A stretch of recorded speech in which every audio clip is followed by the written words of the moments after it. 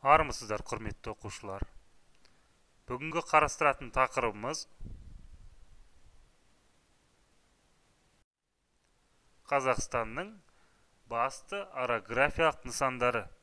Яғни, орографиялық нысандарға жазықтар, таулар, үстірттер, ойпаттар, қыраттар жатады. Сабағымыздың мақсаты еліміздегі басты орографиялық нысандарды сипаттай білу.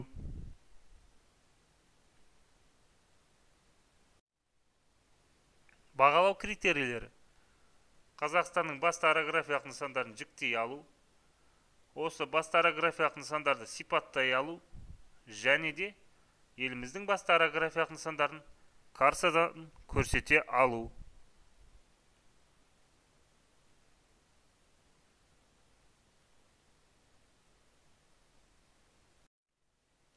Ал енді сұрақ: Қазақстанда жер бедерінің қандай түрлері кездеседі? Еліміздің территориясында орналасқан биік таулы аудандарды атаңыздар. Қазақстанның ірі жазықтарын атаңыздар.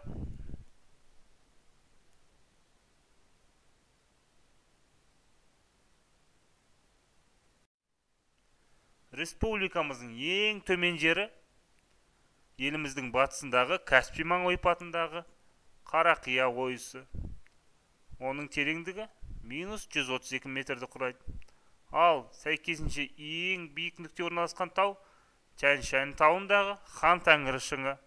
Оның биіктігі 6995 метрді құрайды.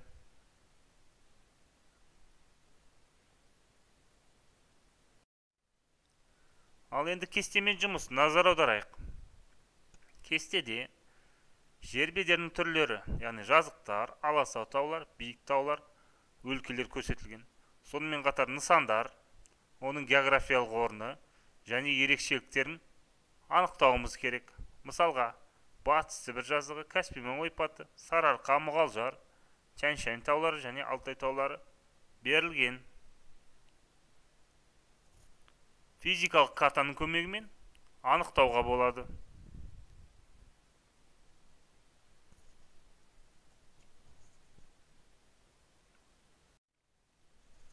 Дескрипторлар: нысанның географиялық орнын толық анықтап сипаттаймыз. Нысандардың теңіз деңгейінен биіктігін анықтап жазамыз. Және де таулардың биік шыңдарын, олардың биіктіктерін жазамыз.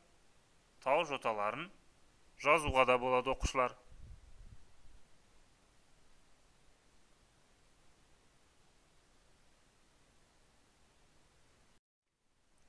Назарларыңызда физикалық карта берілген. Яғни осы физикалық картаның көмегімен берілген нысандарды табуға болады. Мысалға, Каспий маң ойпаты, Қарақия ойысын, немесе Алтай таулары, оның ең биік нүктесі. Сонымен қатар Сарыарқа, қазақтың ұсақ шоқысы, оның ең биік нүктесі. Қызыларай тауы деген сияқты. Әрі қарай кеттік. Кестедегі жұмысты назар аударсақ, еліміздің батысы мен Каспийдің солтүстігінде орналасқан, мысалы, Каспий маң ойпаты, оның ең терең жері жоғарыда айтқандай Қарақия ойысы. Сонымен қатар аласа таулы өлкелер: Мұғалжар тауы, Орал тауының оңтүстік бөлігі, ең биік нүктесі Үлкен Боқтыбай, 657 метрді құрайды. Биік таулы аудандарға келетін болсақ, еліміздің шығысы мен оңтүстік шығыс бөлігін алып жатыр. Яғни Алтай тауының ең биік нүктесі Мұзтау шыңы, 4506 метрді құрайды.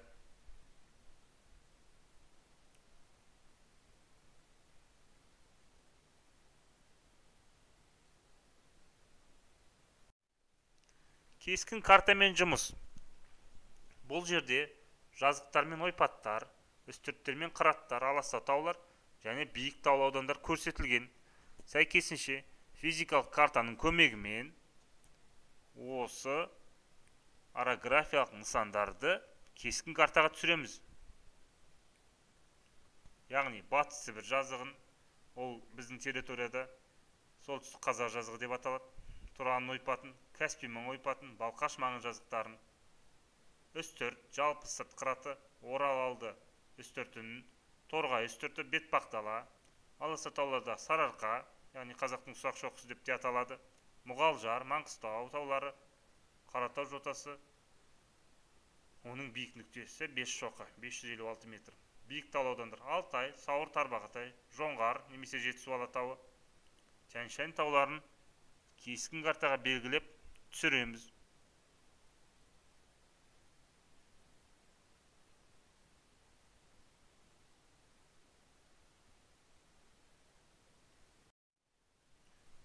Сәйкесінше дескрипторлар. Кескін картаға Қазақстанның биік таулы жүйелерін, олардың биік шыңдарын түсіреміз, кем дегенде 10 нысаннан. Кескін картаға Қазақстанның аласа таулы жүйелерін, олардың биіктік шыңдарымен қоса түсіргенде кем дегенде 10 нысаннан. Кескін картаға Қазақстанның ірі жазықтарын түсіреміз, кем дегенде 10 нысаннан. Кескін карта мен жұмыс кезінде мұқият ережелерді сақтаймыз. Ол үшін Қазақстанның физикалық картасын қолданамыз. Яғни кескін карта кез келген таза бетіне алып та түсіре беруге болады. Яғни келесі көріністе сіздерге Сарыарқаның мысалға кез келген тау жүйелерінің биік нүктесімен көрсетілген. Мысалға Сарыарқаның Ақсораң 1565 метр, Мұғалжар үлкен Боқтыбай 657 метр, Маңғыстау таулары 5 шоқы 556 метр, яғни аласа таулы өлкелер болды бұл. Енді биік таулы өлкелер Алтай,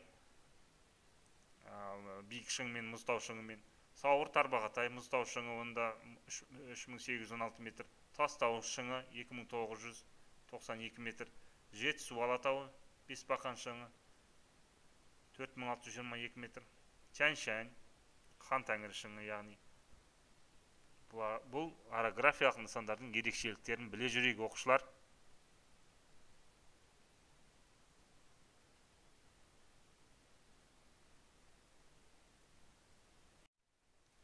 Назарларыңызда Қазақстанның физикалық картасы берілген, яғни барлық бүгінгі сабақ бойынша өткен орографиялық нысандарымыз осы физикалық картада көрсетілген. Мұқият оның географиялық орнын анықтап, биік нүктелерін анықтап, көршілес шектесетін аймақтарын анықтап, атластың көмегімен кескін картаға түсіретін боламыз.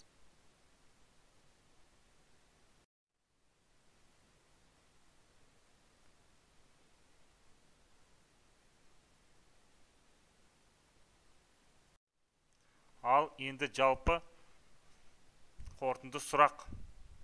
Қазақстанның жер бедерінің қандай ерекшеліктері бар? Мұқият жоғарыда келтірілген, айтылған, картада көрсетілген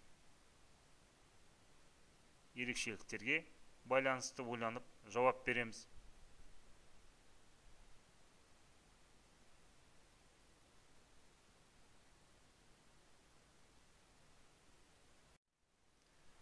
Ал енді кері байланыс.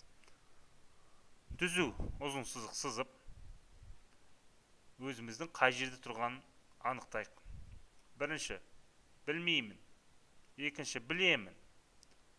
Үшінші нүкте, түсінемін. Төртінші, түсінемін және қолдана аламын.